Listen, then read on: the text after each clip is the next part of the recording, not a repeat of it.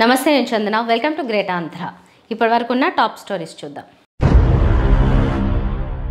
జగన్ పై అంతంత రంకెలేశారు చివరికి తేల్చింది ఇదా వైసీపీకి మాజీ మంత్రి అవంతి రాజీనామా పవన్ ను దెబ్బతీసేందుకు వర్మ కుట్ర బంగారం ఏది బతుకమ్మ ఏది జంపింగ్ ఎమ్మెల్సీ కరివేపాకయ్యారా మాజీ ముఖ్యమంత్రి జగన్మోహన్ రెడ్డి ఆయన చెల్లెలు వైఎస్ షర్మిల మధ్య ఆస్తుల వివాదం బయటపడి కొన్ని నెలలుగా వార్తల్లో నలుగుతోంది సరస్వతి పవర్ ఇండస్ట్రీస్లో తల్లికి గిఫ్ట్ డీడ్ కింద రాసిచ్చిన షేర్లు అడ్డదారుల్లో వారు విక్రయిస్తున్నందువల్ల వాటిని తనకు తిరిగి ఇప్పించాలని కోరుతూ జగన్ ట్రిబ్యునల్ ఆశ్రయించినప్పటి నుంచి వివాదం చాలా ముదిరింది సరస్వతి పవర్కు సంబంధించిన అనుపానులు పాత వ్యవహారాలు అన్నీ వార్తల్లోకి వచ్చాయి మొత్తానికి సరస్వతి పవర్ ఇండస్ట్రీస్ కోసం మాచర్ల ప్రాంతంలో దాదాపు 1200 ఎకరాలకు పైగా భూములను సేకరించినట్టు కూడా వార్తల్లోకి వచ్చింది ఏపీ డిప్యూటీ ముఖ్యమంత్రి పవన్ కళ్యాణ్ ఒక్కసారిగా రంగంలోకి దిగారు ఈ భూముల కొనుగోళ్ల వ్యవహారం వైఎస్ రాజశేఖర రెడ్డి ముఖ్యమంత్రిగా ఉన్న పీరియడ్లో సాగింది కావడంతో ఆ కొనుగోళ్ల నిండా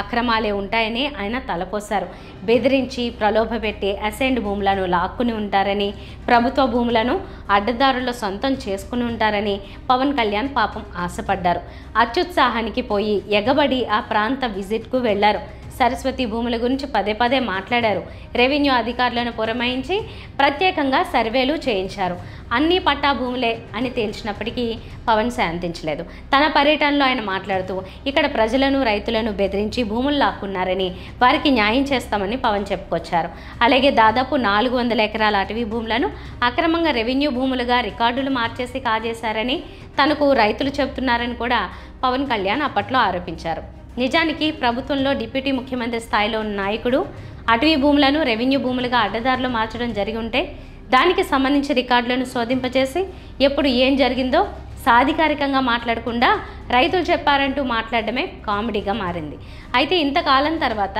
మొత్తం సరస్వతి పవర్కు చెందిన దాదాపు 1200 ఎకరాలకు పైబడిన భూముల్లో కేవలం 17 ఎకరాలు మాత్రం అసైన్డ్ భూములు ఉన్నట్టుగా ప్రభుత్వం గుర్తించింది వాటిని వెనక్కి తీసుకుంటున్నట్టుగా తాజాగా ఉత్తర్వులు ఇచ్చారు మాచవరం మండలం వేమవరంలో 13.80 ఎకరాలు పిన్నెల్లిలో 3.89 ఎకరాలు అసైన్డ్ భూములను వెనక్కి తీసుకున్నారు ఈ ఉత్తర్వులతో జగన్ పేదల నుంచి కాజేశారని అటవీ భూములు ఉన్నాయని చేసిన ఆరోపణలన్నీ అసత్యాలని తేలిపోయినట్టే జగన్ తన పరిశ్రమ కోసం పక్కాగా పట్టా భూములు మాత్రమే కొన్నట్టుగా ప్రభుత్వమే ధృవీకరించినట్లు అయింది వైసీపీకి మాజీ మంత్రి అవంతి శ్రీనివాస్ బిగ్ షాక్ ఇచ్చారు పార్టీకి ఆయన రాజీనామా చేశారు కూటమి అధికారంలోకి వచ్చి 5-6 నెలలకే వ్యతిరేకంగా పోరాటాలు చేయాలంటూ మాజీ ముఖ్యమంత్రి వైఎస్ జగన్మోహన్ రెడ్డి పిలుపు ఇవ్వడాన్ని నిరసిస్తూ రాజీనామా చేస్తున్నట్టు ఆయన ప్రకటించారు తాడేపల్లిలో కూర్చుని జగన్ ఆదేశాలు ఇస్తుంటారని క్షేత్రస్థాయిలో ఆచరించడం అంత సులువు కాదని ఆయన మీడియా సమావేశంలో పేర్కొన్నారు వ్యక్తిగత కారణాలతో రాజీనామా చేస్తున్నానని మీరిచ్చిన అవకాశానికి కృతజ్ఞతలు అంటూ జగన్కు రాసిన రాజీనామా లేఖలో ఆయన పేర్కొనడం విశేషం 2014-19 మధ్య ఈయన టీడీపీ ఎంపీగా పనిచేశారు ఆ తర్వాత వైసీపీలో చేరి ఎమ్మెల్యేగా గెలుపొందారు జగన్ కేబినెట్లో మంత్రిగా చోటు దక్కించుకున్నారు అంతకుముందు అవంతి ప్రజారాజ్యం పార్టీలో కూడా ఉన్నారు ఇదిలా ఉండగా వైసీపీ ఓడిపోవడంతో ఇప్పుడు ఆ పార్టీకి రాజీనామా చేయడం చర్చనీయాంశమైంది ప్రస్తుతానికి ఏ పార్టీలో చేరాలని అనుకోవడం లేదని అవంతి అన్నారు గత 5 ఏళ్లలో రాజకీయంగా బిజీగా ఉంటూ కుటుంబానికి తగిన సమయం కేటాయించలేకపోయినట్టు చెప్పారు కుటుంబానికి సమయం కేటాయించాలని అనుకున్నట్టు ఆయన చెప్పారు కూటమి సర్కార్కు 5 ఏళ్ల సమయం ఇచ్చారని 5 నెలలు కూడా తమ పార్టీ సమయం ఇవ్వకపోవడం నచ్చలేదన్నారు కూటమి సర్కార్పై సానుకూల ధోరణితో అవంతి మాట్లాడడం చూస్తే భవిష్యత్తులో జనసేన టీడీపీలో చేరే అవకాశం ఉందనే అభిప్రాయం వ్యక్తమవుతోంది ఎవరిని విమర్శించాలని తాను అనుకోవడం లేదని అన్నారు నేను ఇప్పుడు ఈ నిర్ణయం తీసుకున్న సడన్గా కారణం ఏంటంటే ఏ ప్రభుత్వం వచ్చినా కొత్త ప్రభుత్వం వచ్చినప్పుడు ప్రభుత్వానికి కనీసం సంవత్సరంలో టైం ఇవ్వాలి మనం సంవత్సరం కూడా టైం ఇవ్వకుండా మనం 6 నెలల నుంచే మన ప్రజలను మళ్ళీ ఇబ్బంది పెడతాం లేకపోతే నాయకులను ఇబ్బంది పెడతాం కార్యకర్తలను ఇబ్బంది పెడతాం అనేది కరెక్ట్ కాదు ముఖ్యంగా 5 సంవత్సరాలు ప్రభుత్వం అధికారులు ఉన్నా కూడా వైఎస్ఆర్సీపీ పార్టీ కార్యకర్తలు చాలా ఇబ్బందులు పడ్డారు ఎందుకంటే అంతా వాలంటీర్స్ నడిపించారు కార్యకర్తలకి కానీ నాయకులకు కానీ ఏమీ గౌరవం అనేది లేదు మళ్ళీ అది అయిపోయిన తర్వాత ఒక సంవత్సరం కూడా వాళ్ళకి గ్యాప్ ఇవ్వకుండా మనం వెంటనే మళ్ళీ జమిలీ ఎలక్షన్ వస్తుంది ఎంపీ ఎలక్షన్ వస్తున్నాయి ప్రభుత్వానికి టైం ఇవ్వకుండా నాయకులు కార్యకర్తలు నలిగిపోయి ఉన్నారు మళ్ళీ వాళ్ళకు కూడా మనం టైం ఇవ్వకుండా మళ్ళీ రేపటి నుంచి మనం ధర్నాలు చేయండి ఇది చేయండి అని చెప్పడం అనేది ఎంతవరకు కరెక్ట్ ఎందుకంటే పార్టీ విధానం అనేది 175 మంది ఎమ్మెల్యేలు 175 ఇన్ఛార్జీలు ఉంటే 175 మందిని కన్సల్ట్ చేసి మన పార్టీ ముందుకెళ్ళాలి కార్యక్రమాలు. అంతేగాని ఏదో మన బ్రిటిష్ గవర్నమెంట్ రూల్ చేసినట్టు బ్రిటిష్ వాళ్ళు చూడండి, వాళ్ళ డెసిషన్స్ అని అక్కడ తీసుకునేవాళ్ళు, ఎక్కడ లండన్లో తీసుకుని ఆ డెసిషన్ మనకి పంపిస్తే ఇంప్లిమెంట్ చేసేవాళ్ళు. ఇప్పుడు ఏ పార్టీ అయినా ప్రజాస్వామ్యబద్ధంగా ఉండాలి, కానీ ప్రజాస్వామ్యబద్ధంగా లేకుండా నిర్ణయాలను ఏకపక్షంగా తీసుకుని వాటిని మీరు అమలు చేయండి అని చెప్పడం కరెక్ట్ కాదు. వాళ్ళకి ఇప్పటికీ కనీసం ఒక మీటింగ్ పెట్టి పలకరించకుండా వాళ్ళని అసలు ఏం జరిగింది, ఎలా జరిగింది అని చెప్పకుండా మళ్ళీ మీరు ధర్నాలు చేయండి, గొడవ చేయండి అని చెప్పడం ఎంతవరకు కరెక్ట్? అది అన్నింటి కాకుండా ప్రభుత్వం ఆర్థిక ఇబ్బందుల్లో ఉంది. కొత్త ప్రభుత్వం వచ్చింది, ప్రజా తీర్పులు ఇచ్చినప్పుడు ఆర్థిక ఇబ్బందులు ఉన్నప్పుడు మనం ఏదో అప్పుడే కొంపలంటుకున్నట్టు ప్రజలు 5 సంవత్సరాల తర్వాత డిసైడ్ చేస్తారు వాళ్ళు సూపర్ 6 అమలు చేశారా లేదా, వాళ్ళు ఇచ్చినటువంటి మేనిఫెస్టో అమలు చేశారా లేదా అనేది పీపుల్ విల్ డిసైడ్. మనం ప్రజలు మ్యాండేట్ ఇచ్చిన దానికి 5 సంవత్సరాలు ఇచ్చారు, దీని 5 ఏళ్ళు కాదు కదా, 5 నెలలు కూడా అయినా టైం ఇవ్వకుండా వెంటనే మీరు ధర్నాలు చేయండి, రాస్తారోకులు చేయండి, ఇచ్చేయండి, అది చేయండి అనేది మంచి పద్ధతి కాదు. ఎందుకంటే రాష్ట్రం అభివృద్ధి చెందాలంటే వాళ్ళ కేంద్రం దగ్గర కానీ రాష్ట్రం దగ్గర కానీ ఒక లిమిటెడ్ నిధులు ఉన్నాయి. మనకు పెట్టుబడులు రావాలి. పెట్టుబడులు రావాలంటే ఏంటి, ఒక స్థిరమైన ప్రభుత్వం ఉంటేనే పెట్టుబడులు వస్తాయి. సో కాబట్టి ఇక్కడ కూడా మనం స్థిరమైన ప్రభుత్వం ఉంటే ఒక రాజధాని వస్తుంది, పెట్టుబడులు వస్తాయి, అభివృద్ధి వస్తుంది. సరే మన రాజకీయ విధానాలు వేరవచ్చు, మన పవర్ అధికారం కోల్పోయిన బాధ ఉండొచ్చు. అట్ ద సేమ్ టైం రాష్ట్ర అభివృద్ధిని కూడా మనం దృష్టిలో పెట్టుకోవాల్సినటువంటి బాధ్యత ఉంది. కానీ మనం ఇలా ప్రతిదానికి రాజకీయ ప్రయోజనాలే పరమావధిగా మనం ముందుకెళ్ళడం అనేది ఎంతవరకు కరెక్ట్ అనేది నాకు అర్థం కాక, అది దానికోసం అడ్జస్ట్ కాక నేను ఈ రోజున గౌరవ మన పార్టీ అధ్యక్షులు జగన్మోహన్ రెడ్డి గారికి మరి నా వ్యక్తిగత కారణాలతోటి ఈ రాజకీయాలకి ప్రస్తుతం దూరంగా ఉండాలని నిర్ణయం తీసుకోవడం జరిగింది. మరి దానికి భీముల నియోజకవర్గ ఇన్ఛార్జ్ బాధ్యతలు కానీ మరి వైఎస్ఆర్ కాంగ్రెస్ పార్టీకి ప్రాథమిక సభ్యత్వానికి కానీ నేను రాజీనామా చేస్తున్నాను. తమ నాయకుడు ఉప ముఖ్యమంత్రి పవన్ కళ్యాణ్ రాజకీయంగా దెబ్బకొట్టేందుకు Pithapuram TDP incharge Varma master plan వేసినట్టు జనసేన నాయకులు ఆరోపిస్తున్నారు. ఏకంగా పిఠాపురం నియోజకవర్గ అభివృద్ధినే అడ్డుకునే కుట్రకు తెరలేపారని జనసేన నేతలు మండిపడుతున్నారు. సంబంధం లేని వ్యవహారాల్లో జోక్యం చేసుకుంటూ మత్స్యకారులను రెచ్చగొడుతూ పిఠాపురానికి పరిశ్రమలు రాకుండా చేస్తున్నారని పవన్ తాలూకు నాయకులు వాపోతున్నారు. కాకినాడ సెజ్ తొండంగి, ఉప్పాడ, కొత్తపల్లి మండలాల్లో ఉంటుంది. ఇందులో కొత్తపల్లి, పిఠాపురం నియోజకవర్గం, తుని నియోజకవర్గ పరిధిలోకి తుని, తొండంగి వస్తాయి. తుని నియోజకవర్గంలో అరవిందో, దివీస్ ఫార్మా కంపెనీలు ఉన్నాయి. అంటే తుని నియోజకవర్గంలో అన్నమాట. ఈ కంపెనీలు కొత్తపల్లి మండలానికి 15 నుంచి 20 కిలోమీటర్ల దూరంలో ఉంటాయి. అయితే ప్రశాంతంగా ఉన్న మత్స్యకారులను కాలుష్యం పేరుతో ఏమాత్రం సంబంధం లేని టీడీపీ నాయకుడు, మాజీ ఎమ్మెల్యే రెచ్చగొడుతున్నట్టు జనసేన నాయకులు ఆరోపిస్తుండడం గమనార్హం. తొండంగి, కొత్తపల్లి మండలాల్లో మత్స్యకారులు ప్రశాంతంగా ఉండేవారు.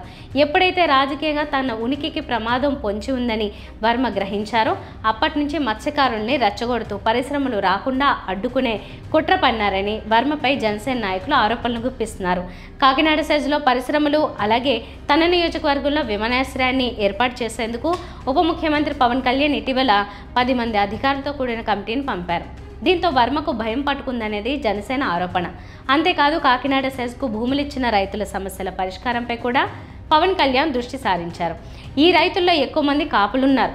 పరిశ్రమల ఏర్పాటుతో పాటు రైతుల సమస్యల్ని పరిష్కరిస్తే పిఠాపురంలో పవన్ కళ్యాణ్ రాజకీయంగా బలపడతాడని, అప్పుడు తనకు భవిష్యత్ లేదని వర్మ ఆందోళన చెందుతున్నారు. దీంతో ఇప్పటికే ఉన్న పరిశ్రమల యజమానుల్ని బెదిరించడం, కొత్తవి రాకుండా ఆందోళనల పేరుతో భయం సృష్టించే కుట్రకు వర్మ పాల్పడుతున్నట్టు జనసేన నేతల ప్రధాన ఆరోపణ.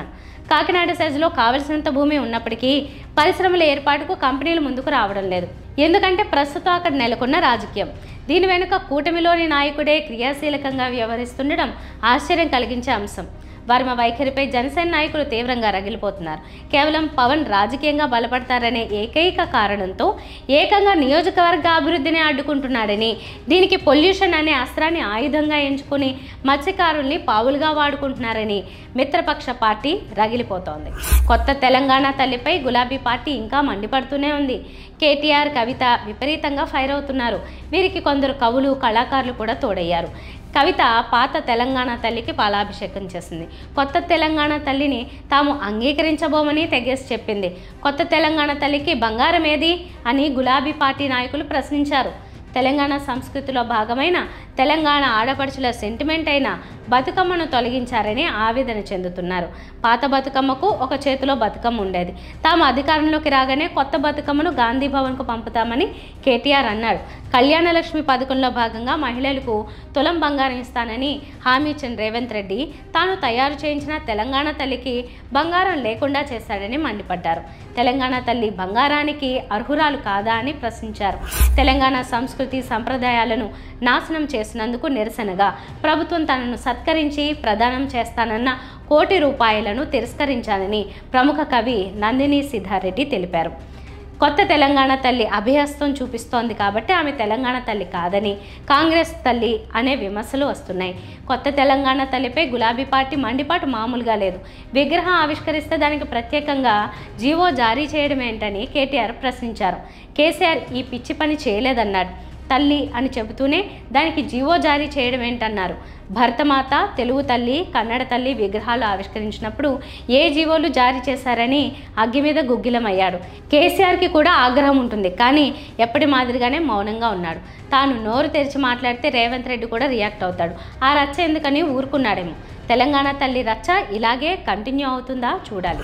వైసీపీ నుంచి టీడీపీలోకి జంప్ చేసిన ఎమ్మెల్సీ ఇప్పుడు ఆ పార్టీలో కరివేపాకు అయ్యారా అని సొంత అనుచరులే ఆవేదన చెందుతున్నారు. విజయనగరం జిల్లా ఎస్కోట నియోజకవర్గానికి చెందిన ఇందుకూరి రఘురాజు సరిగ్గా ఎన్నికల ముందు టీడీపీకి జై కొట్టారు. ఆయన పార్టీ మారకుండానే ఇటు నుంచి అటు చేయాల్సిన సాయమంతా చేశారు. దాంతో టీడీపీ అభ్యర్థిగా పోటీ చేసిన కోళ్ల లలిత కుమారి మంచి విజయాన్ని సొంతం చేసుకున్నారు. దాంతో ఆయనను వైసీపీ పక్కన పెట్టేసింది. ఆయన ఎమ్మెల్సీ సభ్యత్వం మీద అనర్హత వేటు వేయించింది. అయితే అది చెల్లదంటూ కోర్టుకు వెళ్ళి విజయం సాధించిన రఘురాజు ఇప్పుడు ఎమ్మెల్సీగా కంటిన్యూ అవుతున్నారు. ఈలోగా స్థానిక సంస్థల కోటాలో ఎమ్మెల్సీ ఎన్నికకు నోటిఫికేషన్ ఇవ్వడం, వైసీపీ అభ్యర్థిని ప్రకటించడం అన్నీ జరిగాయి. ఈ క్లిష్ట పరిస్థితుల్లో కూడా న్యాయ పోరాటం ద్వారా గెలుచుకున్న రఘురాజు మరో 4 ఏళ్ల పాటు ఎమ్మెల్సీగా కొనసాగనున్నారు. అలా ఆయన అధికార హోదాతో పాటు టీడీపీలో వస్తే తనకు రాచమర్యాద జరుగుతుందని అనుకున్నారు. ఎన్నికల ముందు ఇచ్చిన హామీలన్నీ నెరవేరుస్తారనుకున్నారు. ఆయనకు ఎస్కోట, వేపాడ మండలాలను అప్పగిస్తామని, అసెంబ్లీ పునర్విభజన తర్వాత ఎమ్మెల్యేగా పోటీకి ఛాన్స్ ఇస్తామని, ఆయన సతీమణికి టీటీడీ బోర్డు మెంబర్ ఇస్తామని, నామినేటెడ్ పదవుల్లో అనుచరులకు అవకాశాలు ఇస్తామని ఎన్నో హామీలు గుప్పించారంట.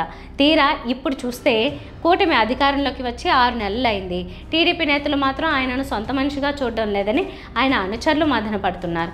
అంతేకాదు ఆయనను ఎమ్మెల్యే వర్గీయులు దూరం పెడుతున్నారట. అధికార కార్యక్రమాలు వేటికి ఆహ్వానం లేదని, పార్టీ సమావేశాలకు పిలిపేలేదని అంటున్నారు. ఒడ్డుకొచ్చాక బోడి మల్లన్న అన్న సామెత చందంగా రాజుగారి పరిస్థితి మారిందని అంటున్నారు. వైసీపీకి దూరమై టీడీపీకి భారమై మొత్తంగా కరివేపాకుగా అయిన రఘురాజు రాజకీయ ఏం జరుగుతుందో అని అనుచరులు కలత చెందుతున్నారట.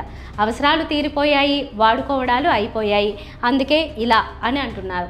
అదే అసలైన రాజకీయం అని అంటున్నారు. ఇవి వాళ్ళ టాప్ స్టోరీస్. మరిన్ని అప్డేట్స్తో కలుద్దాం. నమస్తే.